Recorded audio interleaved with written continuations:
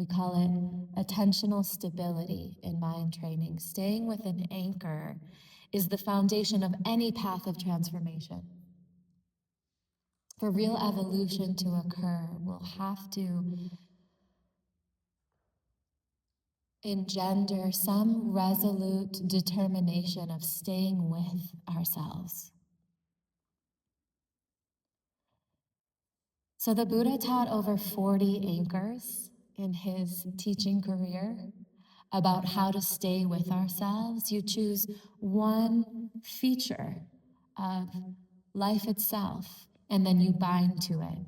So we call Shamatha an exclusive practice because it excludes everything except your anchor. And there's over 40 anchors in the lineage of Zen practice, but the one that the Buddha taught the most, and the one that he practiced himself, was the breath.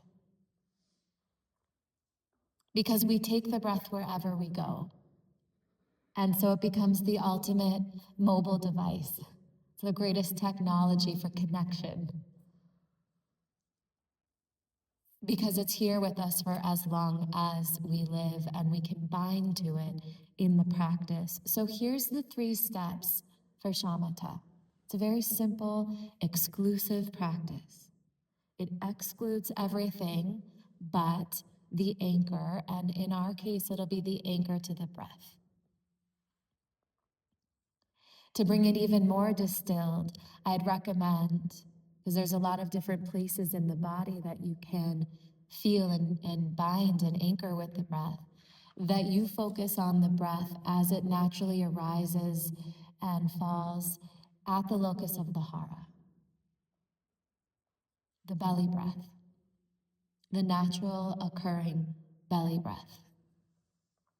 So here's the 3 steps. Step 1, observe the anchor. Observe the belly breathing. Step 2, observe when you're off the anchor. In Shamatha, we call it off task. A gentle observation of, I've fallen away from the focus I'm honing. Step 3, return. Observe the anchor, observe when you're off task, and return to the task of riding the natural occurrence of the breath waves from the Dantian, from that sea of chi just beneath the navel. So in essence, Shamatha is a practice of recognizing when we're off task. We're spying on ourselves. The word for that in English is introspection. To observe when we've slipped out, when we're no longer involved in the follow-through. This is how we develop self-trust, authority, agency as a practitioner, to notice when you've fallen out of the follow-through. You're recognizing distraction. You're recognizing when you've bound instead to a certain storyline. When your gatheredness dissolves. That natural inborn awareness, when that central gatheredness starts to scatter. Observing that moment and calling yourself back to the task. That's the simple brilliance of Shamatha. You don't need to make it fancier or more mystical than that. When you recognize that you're off task, it doesn't mean that you failed. It doesn't mean that the practice isn't working. Our nature, the nature of the mind, is naturally mercurial, distractible. And that's a good thing in a lot of ways because we can juggle many things simultaneously. But we're watery. Our nature is like a slipstream. So, what we're developing here is a maturity to recognize when we're being hijacked. Yeah? To discard what's hijacking us and stay in the nucleus of our intent.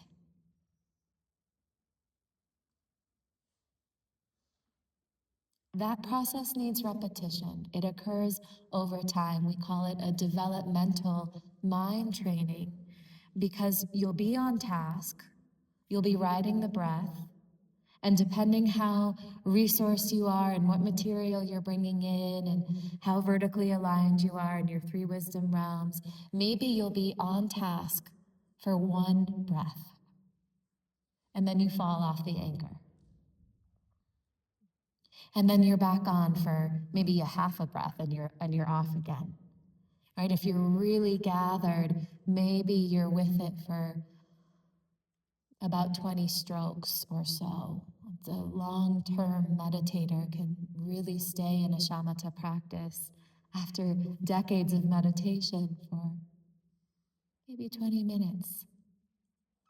You know, the Dalai Lama's been practicing for over 5 hours a day since he was about 7 years old, and he will say that he notices how much more swiftly he goes off task if he hasn't meditated for 3 days. So after 3 days, even with the wealth that he's built internally with many hours of practice and lots of mentorship and influence into his inner field from a young age, even after 3 days, he notices dramatically, he says, the difference. So it'll be a natural occurrence that we fall off task. But every time you notice and you recognize that you've been hijacked, that you've been pulled astray, you have the opportunity to plant another seed. There's a new neurological pathway that you're carving when you move to step 2, recognizing you're off task, and then gently coaxing yourself into step 3, returning. Not with an edginess, not with the inner critic, but with this gentle, come home. You just keep coming home. It's like the Ram Dass quote, we're all just walking each other home. You're gonna walk yourself home in step 3. And every time you do, you're creating a new neurological pathway of potential to focus. And that gets baked in to the lattice of the brain.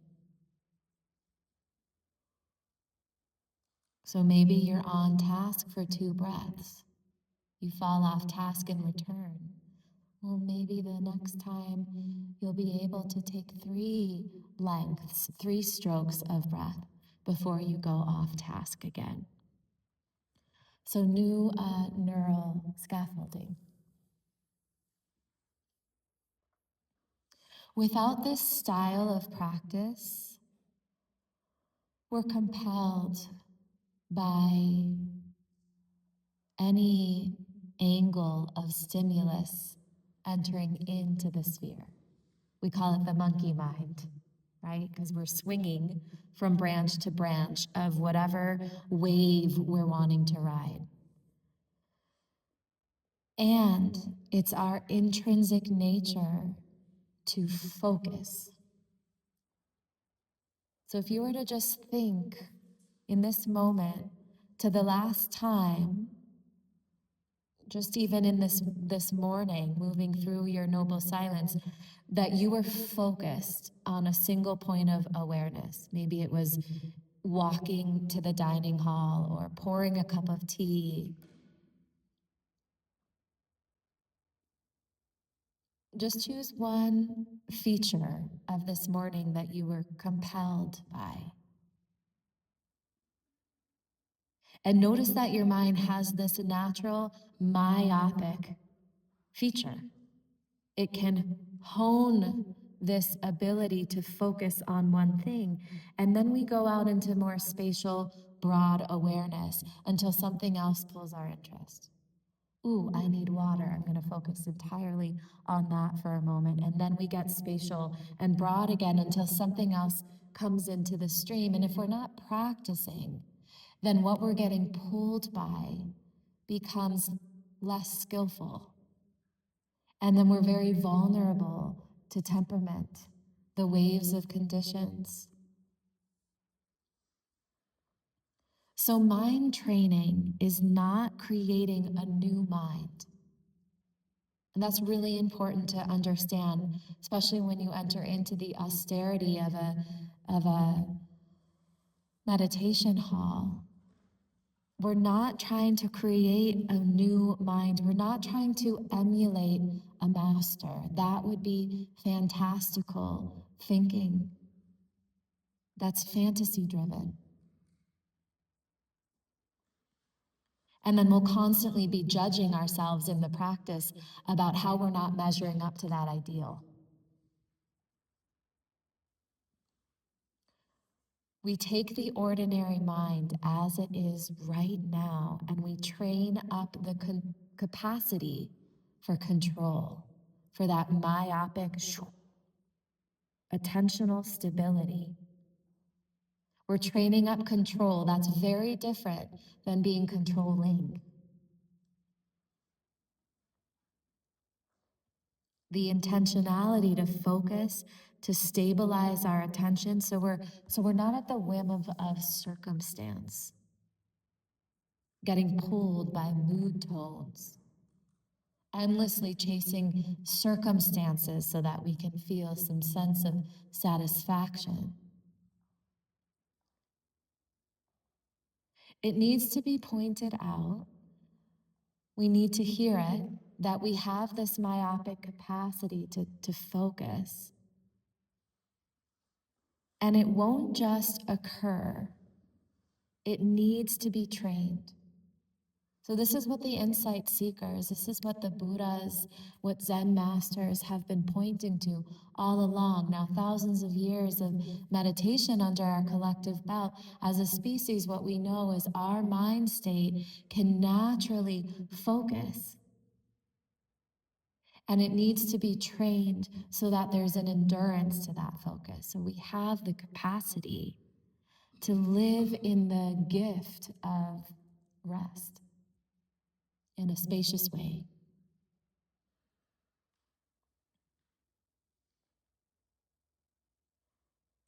So mind training begins with this development of attention to the anchor. It's one-pointed, it's singular, it's simple.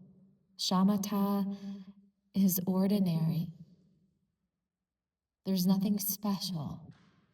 Doesn't need to be ceremonial or ritualistic. It's the bare bones of the practice because the breath is ongoing.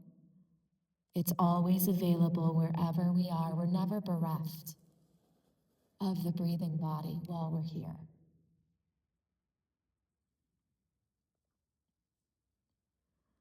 So one of the things I want to mention before we move into the doorway of practice, because we'll need some real context to practice with integrity that'll hold us lifelong. I hear so often people say, yeah, I meditate. And I'm always curious, what's your method?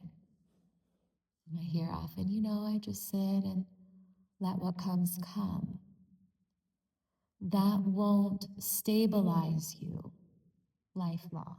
You'll need a method, a process to bind to so that you're not pulled by the confluence It's the spine. Shamatha is the spine of the foundation of any practice field. So we're observing the ordinary breathing process. We've established that so far. We're not influencing its pattern. And that's a really crucial ingredient I want to bring in, because most of us come in through the doorway of yoga. A lot of my students come on retreat from yoga classes, yoga practice, and breath awareness in shamatha is very different than breath awareness in an asana practice. Asana and pranayama, which we'll also do, is focused on enhancing the breath.